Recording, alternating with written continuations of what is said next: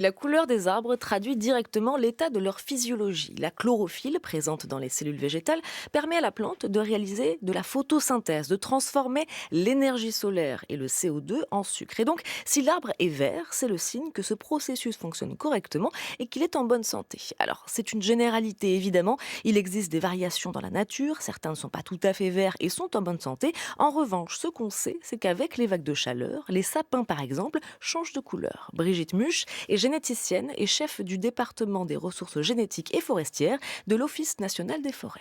Et en fait, on a remarqué sur les sapins, sur les cèdres de l'Atlas aussi, que les arbres qui étaient stressés devenaient bleus et changeaient de couleur. On le voit très nettement. Vous prenez des plants de cèdre, diminuez l'arrosage et à côté vous avez un arrosage classique. Eh bien, vous avez une couleur qui est différente. Il y en a qui sont verts et il y en a qui sont bleus et les sapins, c'est la même chose. Et ensuite, quand les arbres n'arrivent plus à réguler, leur température, hein, ils régulent leur température notamment, en transpirant et que malgré tout la température continue à augmenter, qu'en plus de ça, on a de la sécheresse, eh bien les aiguilles virent au rouge et tombent et là, c'est plus récupérable.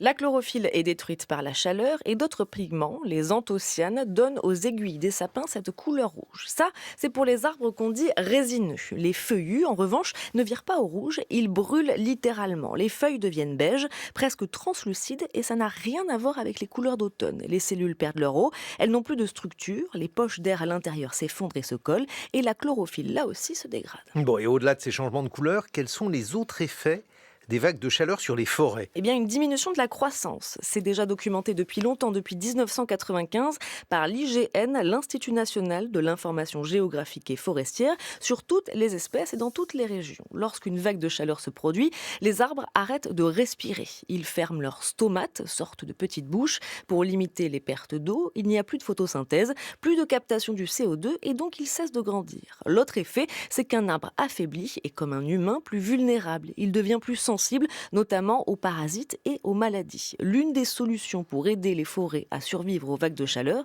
c'est ce qu'on appelle la migration assistée. La migration assistée, c'est quelque chose en fait, qui reproduit ce que la nature a déjà fait. Je m'explique. On dit toujours que les arbres, c'est relativement statique. Non, les arbres, ça bouge de différentes manières, avec le pollen et on le voit bien, quand on est allergique au pollen de bouleau, hein, qu'on a du pollen partout autour de nous. Il peut se déplacer sur de grandes distances, donc ça permet de mélanger, les gènes et puis les graines se déplacent aussi généralement avec des auxiliaires comme les oiseaux qui peuvent faire de grandes distances.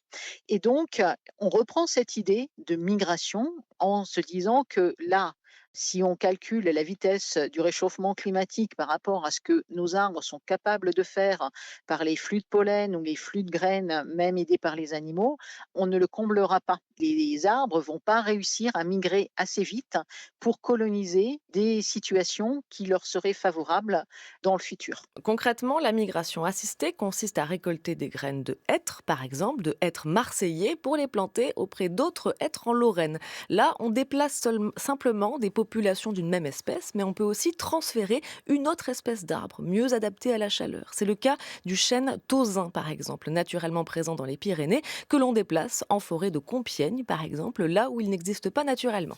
Attention, il ne s'agit pas d'introduction et d'introduire une espèce dite exotique, parce que le chêne tausin est déjà une espèce française, et cela limite fortement le risque qu'il devienne envahissant et qu'il supplante les espèces locales. Ce phénomène de migration est très bien documenté dans le passé, lors des différents réchauffements climatiques qu'a connu notre planète, qui étaient, je le précise, sans commune mesure avec ce qu'on vit actuellement. Les arbres ont migré, seuls et à leur rythme, mais cette fois, le réchauffement est si rapide qu'ils ont besoin d'un petit coup de pouce. Ce projet français porte le nom de Giono, il a commencé en 2011. C'est cette expérimentation qui a démocratisé la migration assistée. À présent, c'est le projet Mic Forest qui prend le relais au niveau européen. L'idée maintenant est d'étendre cela non pas à une seule parcelle forestière, mais à un massif entier avec plusieurs espèces, chênes, tilleuls, sorbiers et sapins, pour qu'ils conservent leur vigueur et donc leur couleur pendant les vagues de chaleur. Merci beaucoup Alexandra Delbo.